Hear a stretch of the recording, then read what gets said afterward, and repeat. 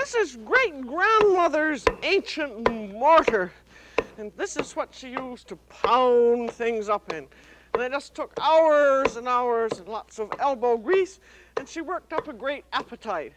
See how we use this ancient instrument when we make quenelles today on the French chef.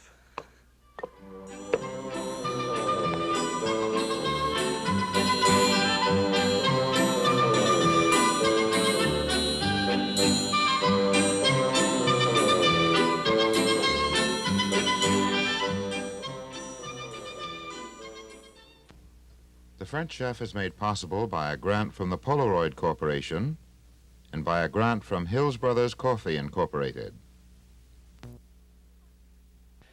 If you love eating around in France and have done quite a bit of restaurant eating, you'll probably run into quenelles. And because we're doing quenelles today, I thought you'd like to see what we're getting into. They look like little white sausages, what they ain't. They're made out of fish. And you might say, in a way, that they were fish dumplings, but I don't like the sound of dumpling. It always sounds, you know, sort of floury and messy and heavy. And these quenelles are just as light as a feather. And I think most of us like to find some new way of learning of serving fish. And this is just a lovely way of doing it. They get poached in water. And what the quenelle is a puree of fish mixed into a very thick white sauce and eggs. And then when you poach it in water, it puffs up. And it's just lovely and light and delicate. And the thick white sauce is a panade. And it starts out with 1 cup of water, and then it has about 2 teaspoons of salt, and then we want half a stick or 4 tablespoons of butter. And this all has to boil up. And while it's boiling up, we measure out the flour. Now I'm doing the sauce first because it has to cool off. Then we want 1 cup of plain, ordinary, all-purpose flour, and measure it exactly this way by filling your sifter with flour and putting your 1 cup measure on a flat surface. I use always wax paper. And then sweep off the excess flour with a straight-edge knife. There are all kinds of ways of measuring flour, and this is the way it's to be measured for this recipe, because if you get too much flour or too little, your thick white sauce will not be thick enough, or else it'll be too thick. Now you have to wait here until the butter is melted and the water is boiling. I think when we get on with this, you'll find something rather familiar about it. But I'm not going to tell you until we get a little farther on, and then I think you'll recognize it. Now there's your water boiling, and your butter has just about entirely melted, and as it's boiling, take it off the heat and immediately dump all the flour in at once, and then stir it around with a wooden spoon or spatula until it's thoroughly mixed up. As you see, it seems to get thicker and thicker. And then you want to dry it out again. Dry it out, and so you set it over moderately high heat, and you stir it around until the sauce cleans the sides of the pan. You see, it's just rolling off the pan and leaving it clean, and also until it falls away from the spatula, leaving that clean. And then also so that it begins to film on the bottom of the pan. You see, it's just making a little filming there. And that is so that you can get it just as thick as possible, and you're getting rid of the excess water. And then we beat in eggs. And for this you want 2 eggs, and here's your very hot sauce. And you break the egg in, and then just stir it in. And the reason the sauce is hot when the eggs go in is because the eggs cook just a little bit and they still keep the sauce thick. Then stir it around until, see, the sauce has begun to look as though it were separated, and then it comes back in together again. And then break in your second egg.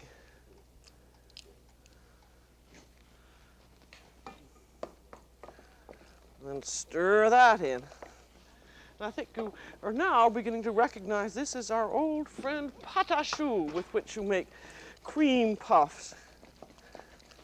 I told you when we made cream puffs the last time that it was a terribly useful mixture.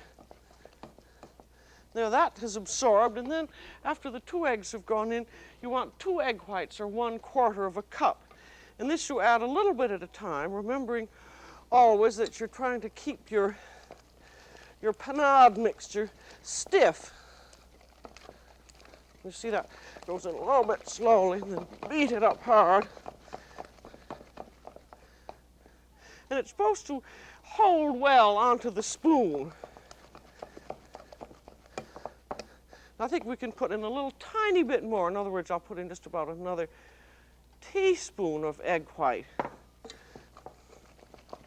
The function of the eggs is to make the quenelles swell when they go into the water. Now I think that's just about right. And see, look at the way that looks. See, it holds onto the spoon in a mass. And this is very important, as you'll see later when we start forming the quenelles. If you get your initial mixture is too soft, you're going to find that your quenelle mixture doesn't work very well. And I think this is hard to describe, but you can see how it holds its shape perfectly well in the spoon. And then after that, we have to then chill this panade. It's because we're going to mix the fish in, and we want both the fish and the panade to be very cold. And so I'm just going to put this all into a little flat dish. And then I'm going to stick it in the freezer, just because I don't want it to be frozen.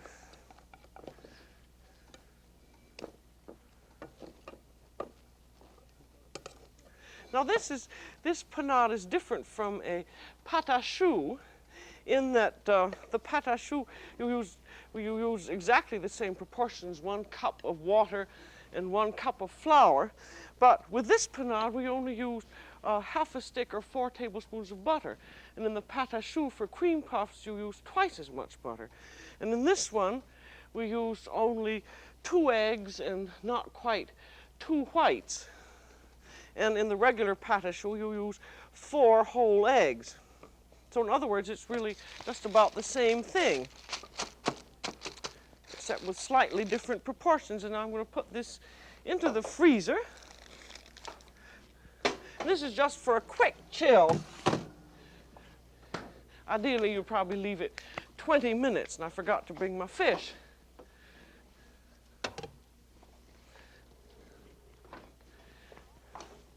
And now the fish has to be ground, and you want 2 cups, or about 1 pound of lean, skinless fish that just smells as fresh as the sea.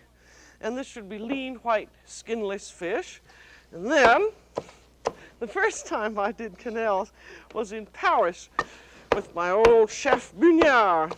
And there were 8 of us, and we pounded it in a mortar like this. And we all took turns pounding. And we pounded and pounded for about half an hour. And then we add the chilled panade, and we pounded and pounded and pounded and got a wonderfully sticky mass. And then we took it out of the mortar and put it in a tamis, the whole mixture. There was a lot more than that. And then we pounded and pounded. This is a drum sieve. And we pounded and pounded and pounded and pounded. And this took even longer. And then finally, at the end, it began coming through the sieve like that. My old chef he believed in the old-fashioned methods, and he felt that this was the best way to do. And of course, it ground it up perfectly beautifully and passing it through the sieve made a very silken mixture. And I bought a mortar at the flea market, and after using it once or twice, making quenelles, I decided that I would go to automation. I love this mortar. But I simply adore my machine with the grinder attached onto it because it's so fast, and as you will see, you probably have one of these yourself anyway. And this is just the fish fillies, I've cut them into long strips. And these are to go through the finest blade of the meat grinder. And with these modern meat grinders, I don't think you don't need to make them go through twice. I think if you have an old-fashioned hand grinder that doesn't have as fine a blade as this, you probably have to make it go through twice.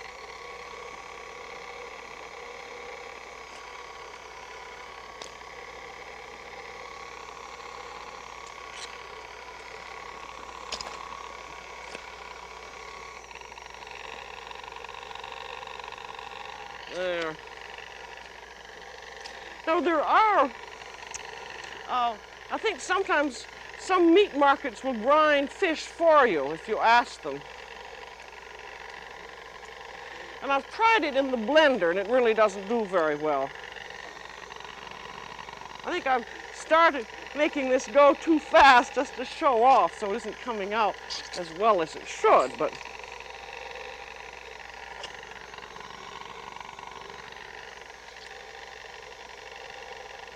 and by the time you've ground this all up, you will have 2 cups. And then, to get this off now, I think there are quite a few fish markets that will grind for you. You just have to ask them. There.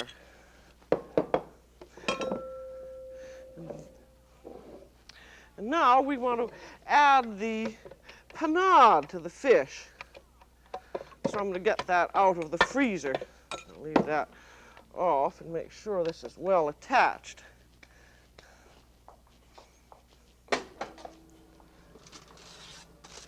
Ideally, this panade would be in for 20 minutes to half an hour, or you could make it the night before and just leave it in the refrigerator. And then the fish and the panade get beaten up. And we have 2 cups of each. They're 2 cups of fish puree and 2 cups of panade. And you want them both to be cold. And you may find that this mixture will clog in the wires of your beater, and if it does clog, you'll just have to take it out of the beater and beat it up by hand, which is a little more work than, this easy electricity way, but it works perfectly. It's perfectly a good old-fashioned way to do it. And now you want to season it. It needs some white pepper, 2 or 3 good shakes. Then you could use some chopped truffle, which would be nice. And if you don't have chopped truffle, use some nutmeg, 2 or 3 good grates of it. And then be sure that you taste it to make sure that there's enough salt in it. I think it needs a little tiny bit more salt, not too much.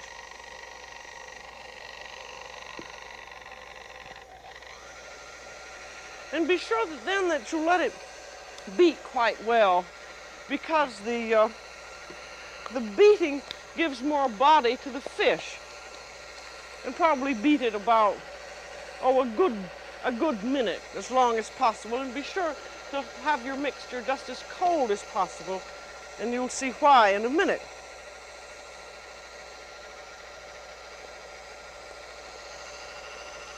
Now you can see that has quite a bit of body to it now. If I lift it up.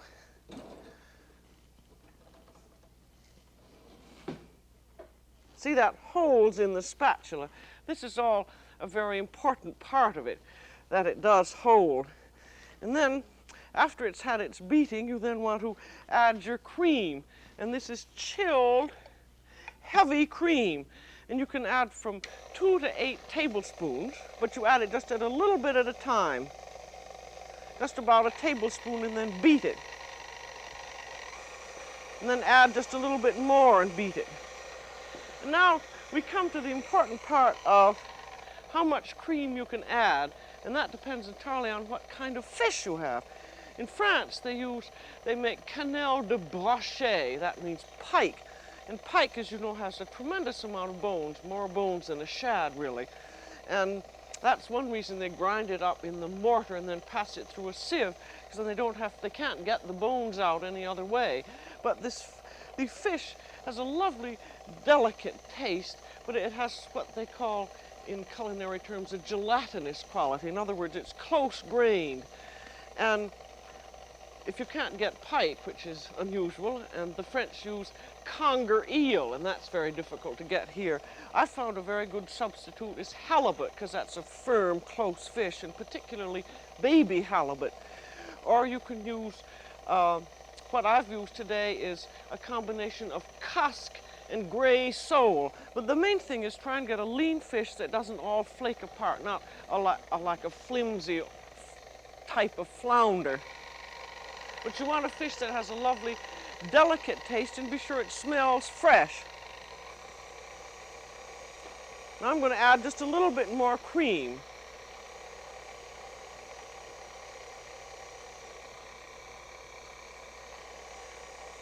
I think I said the easy way to measure fish is to remember that 1 pound is about 2 cups. Now that's about all the cream I think I'm going to add, but I'm going to test it again. Now this is, as you'll see again when we go into this is the very important part of it, is how much cream you add. Now see, again, that's holding its shape. It's sticking up in a little point. And the question is whether or not to add more cream. I could probably add another tablespoon, but I want this, particularly as I'm doing it in front of you, I want it to work, so I'm not going to add any more cream. But the more cream you can add and have it still hold its shape, the more, as the French would say, velouté and lightness and deliciousness the quenelle will have. So you just try and add as much cream as you dare. But before you're going to form the quenelles and poach them, you always want to test it. And by testing it, that means dropping a little bit of it into a pan of simmering water, just about a tablespoonful. I'm just going to use my finger there. I mean a teaspoonful, and then let that cook. And this water is not quite simmering, it's what they call shimmering, because if it actually boils, the whole quenelle will disintegrate. And you let it cook until it finally rises up to the surface. You see the way these quenelles here, these have risen up to the surface. And then let it cook for a minute or two more, and then taste it. And I want you to see how it looks when it's done. I'll take one out of here. And the idea is that it's supposed to just hold together. And when you cut a little piece off, it just holds together, and then you want to eat it. You want to eat a little piece and see whether you're sure that the seasoning is just right. And if it needs more seasoning, that's very nice, but I'd already tested this one before. But if it needs any more seasoning, add salt. And if you feel when you've tested the consistency that it's a little too heavy, beat in a little more cream.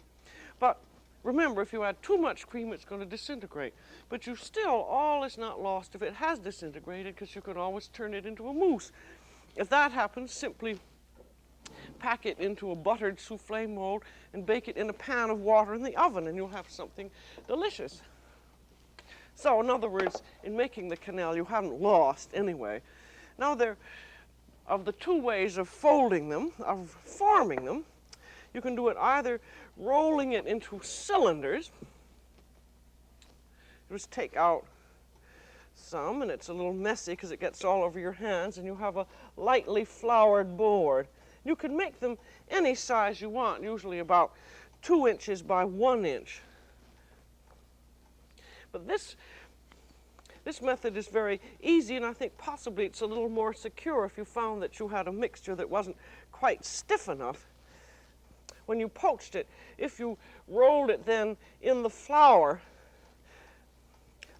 would hold it together.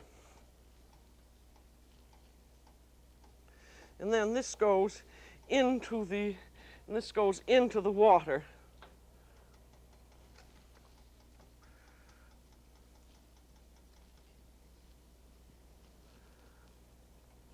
There.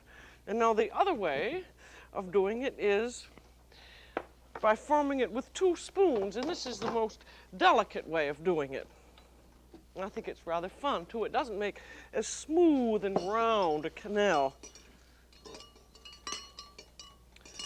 Now, you have 2 soup spoons, and you dip them into the mixture, and they're in water so that they'll be wet. And then smooth the top one over.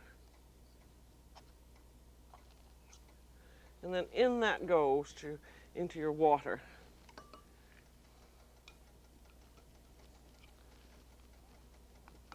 And this is salted water, and be sure that the proportions are for each 2 quarts of water, you add a tablespoon of salt. There. And then those should poach quietly for about 10 to 15 minutes, and they will swell, and they're done when they roll over on themselves, and they will begin rolling over on themselves as they rise up, and then let them cook for about 10 or 15 minutes. And you can let them cook a little bit longer than that, but the very important thing is when you are cooking them, be sure that your water never quite simmers, that it just, what the French call, shivers. And that means that it's not bubbling, because if it begins to bubble, you will find that they will gradually just all disintegrate, and that's a terrible thing. And also, you do not cover it. You just let it cook very slowly like this.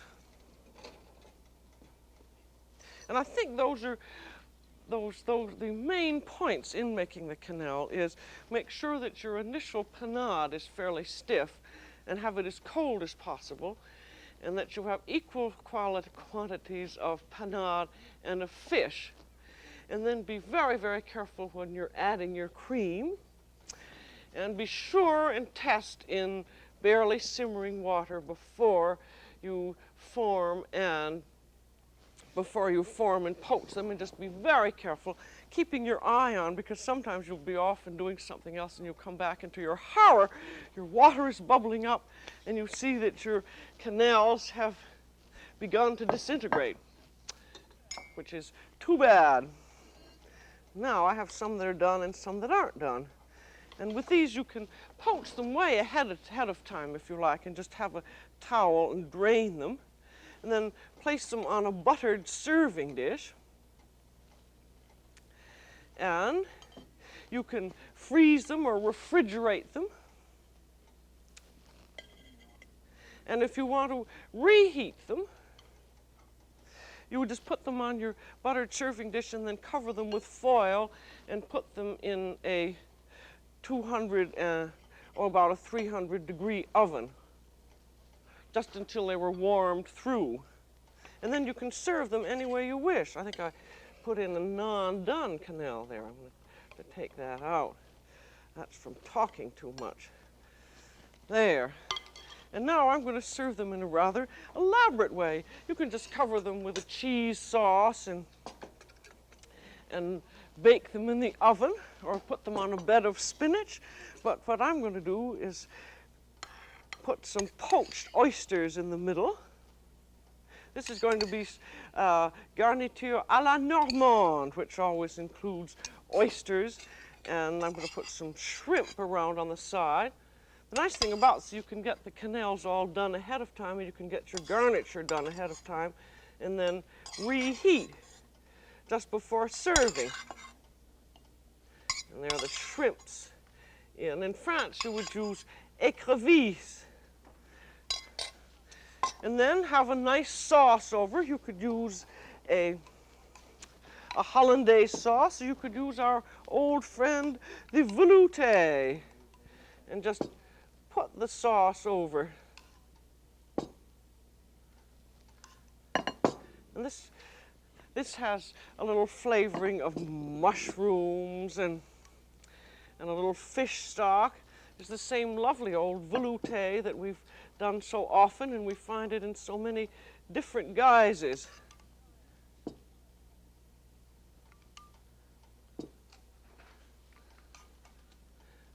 And then you want to decorate that because the sauce is rather pale, and if you happen to have a few sliced truffles on, there's nothing wrong with them, and they give a nice little accent. And if you're using canned truffles, be sure that you always let them macerate in a little bit of Madeira or port wine, which gives a great deal more flavor. And then also, if you happen to have some fluted mushrooms. Wonderful thing, once you learn how to flute mushrooms, the great problem is what in the world to put them on. And this kind of a dish is absolutely perfect for it. So I think what's so nice about the quenelle is that you can be simple, or you can be very elaborate indeed, and you can get everything done ahead of time. And then, of course, with this, as soon as you're sauced, you have to serve it.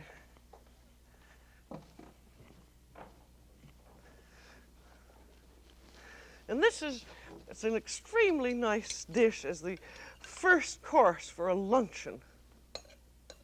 And if you do it in the very French way, you just have a little bit. See, one quenelle is not too much as a first course, and a little bit of sauce over.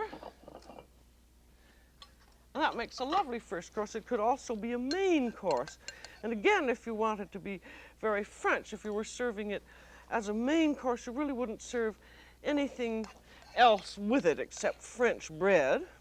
And then a lovely wine, such as a full white wine, such as a white Burgundy, would go extremely well with it. It's always nice to know something to serve a white Burgundy with, and this is exactly the kind of dish. Or you could serve a Grave.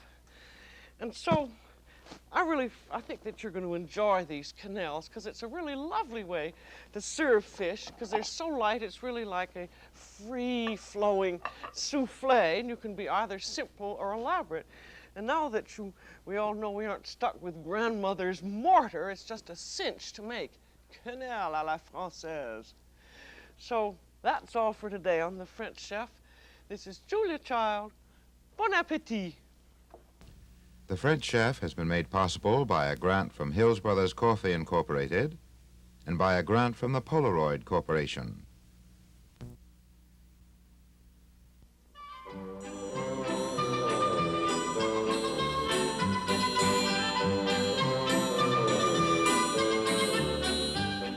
Julia Child is co-author of the book Mastering the Art of French Cooking.